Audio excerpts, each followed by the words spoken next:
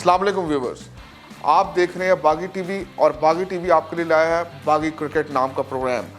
जी हाँ, इंतज़ार की सारी घड़ियां पूरी हो गई हैं और वर्ल्ड कप आज से शुरू हो गया है। आज पहला मैच खेला जा रहा है इंग्लैंड और साउथ अफ्रीका के दरमियान। तो आज हमारे साथ मौजूद हैं अली हाशमी साहब, स्पोर्ट्स जर्नलिस्ट हैं और इनका ताल्लुक़ है समा टीवी से। आइए आज उनसे गपशप भी करते हैं और एनालिसिस भी लेते हैं कि आज के मैच में क्या होने जा रहा है। जी अस्सलाम वालेकुम अली भाई।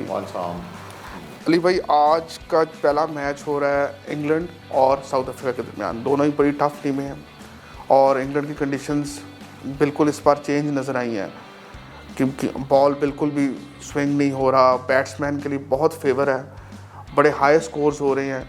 तो आप इस मैच को किस तरह देखते हैं? किसके मतलब साउथ अफ्रीका को कंडीशन से मिलेगी फेवर?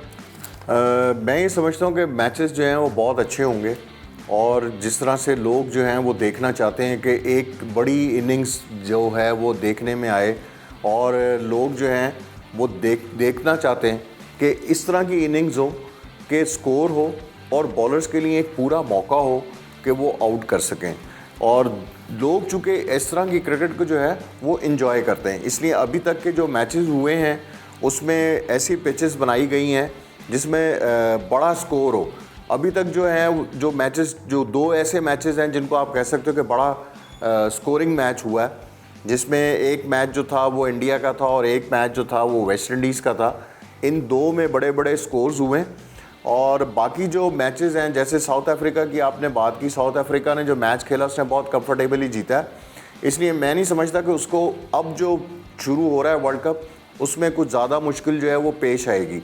हाँ, इंग्लैंड को आप ये कह सकते हैं कि इंग्लैंड बहुत फेवरेट है और अब तक जो पाकिस्तान के ख़िलाफ़ उसने मैचेस खेले हैं और फिर प्रैक्टिस मैचेस खेले हैं, उन तमाम में उसको कामयाबी जो है वो मिली है।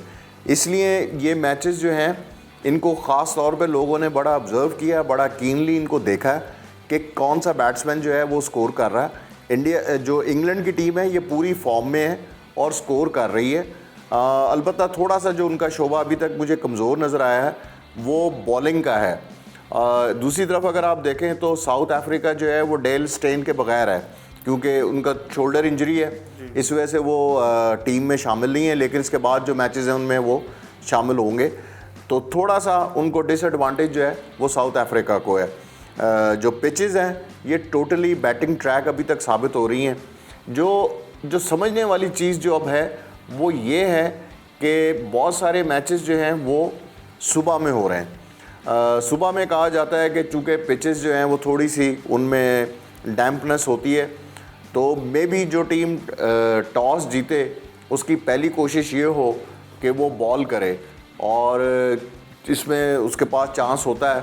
हरचंद के रात को कवर्स जो हैं वो पिच के ऊपर ढापे हुए होते हैं और उसमें किसी किस्म की भी कोई ऐसी डैम्पनेस जो है वो नहीं होती, लेकिन फिर भी एक छोटा सा एक चांस होता है कि जो फास्ट बॉलर है वो उससे फ़ायदा उठा सके, इसलिए कोशिश होती है। तो आपके ख्याल में आज के मैच में कितना स्कोर होना चाहिए जिसको एक टीम डिफेंड कर सकती है? मेरा ख्याल है कि जो स्कोरिंग जिस तरह से अभी तक हो रही है, जिस तरह से बैट्समैन स्कोर कर रहे हैं और इन 50 ओवर्स में जो मैचेस अभी तक हुए हैं उनमें उसको मद्देनज़र रखकर ये कहा जा सकता है कि कम से कम 300 स्कोर जो है वो होना चाहिए। ये भी एक हाई स्कोरिंग मैच हो सकता है क्योंकि इसमें बैट्समैन जो है वो पूरी फॉर्म में है और पूरी कोशिश यही है इंग्लैंड की कि वो अपने बॉलर्स को कम इस्तेमाल करे और वो ख़ुद से पहले अपना क्या कहते हैं बॉलिंग करे, ताकि उनके बैट्समैन के पास ये चांस हो कि वो उस जो स्कोर है उसको चेस कर सकें। अगर अभी जो जिस तरह से मैचेस हुए हैं उसमें मॉर्गन का ये कहना था कि हम अपने बॉलर्स को थोड़ा सा ट्राई कर रहे हैं और ये देख रहे हैं हम कि हमारे बॉलर्स जो हैं उस तरह से बॉल नहीं कर पा रहे जिस तरह से उनको करनी चाहिए और मुकम्मल फॉर्म में नहीं आ पाए हैं। जो मैचेस आगे बढ़ेंगे तो हमारे बॉलर्स जो हैं वो फॉर्म में आएंगे और फिर उसके बाद वो आउट भी करेंगे। लिहाजा वो उनकी पहली कोशिश यही होती है कि अगर वो टॉस जीतें तो वो पहले अब बॉल करें और फिर उसके बाद बैट्समैन के पास एक मार्जिन हो कि वो स्कोर कर सकें। जैसे कि अभी आपने कहा कि साउथ अफ्रीका थोड़ा सा बॉलिंग में उनकी ज़रा कम है, तो आपने बिल्कुल ठीक बात की कि इंग्लैंड अगर टॉस जीतता है तो पहले उसको चाहिए कि बॉलिंग करे ताकि उनको जल्दी आउट कर ले और फिर चेस आसानी से। तो आप ये इसको सही समझते हैं कि मतलब वो इंग्लैंड चेस कर लेगा? अभी तक जो यहाँ पर पिचेस देखने में मिली हैं वो ऐसी पिचेस नहीं हैं जो कि रवायती पिचेस होती थी, जिनमें बॉल स्विंग भी होता था, सेम भी होता था और बॉल थोड़ा सा मूव भी होता था।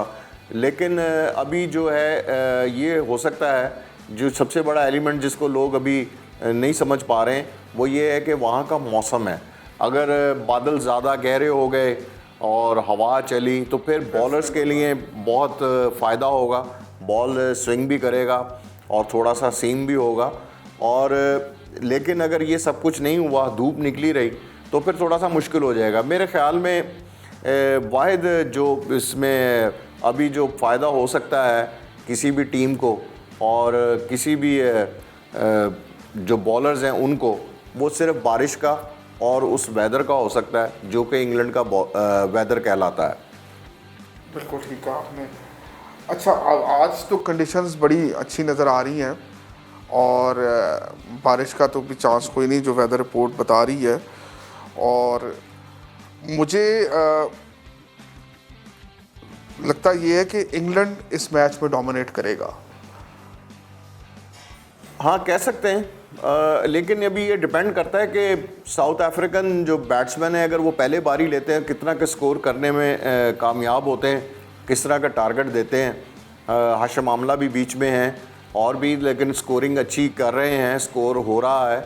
और अगर एक बड़ा टारगेट दिया तो मैं समझता हूँ कि फिर ये मैच जो है, ये इसमें लोगों की दिलचस्पी जो है वो ज़्यादा होगी, जो कि आईसीसी का मेन फोकस जो है वो यही है कि क्रिकेट में लोगों की जो है वो दिलचस्पी को वापस लेकर आए, ताकि लोग ज़्यादा से ज़्यादा इसको देखें और स्टेडियम में भी देखें और जो जिस तरह से टेलीवाइज हो रहा है उसको भी देखें।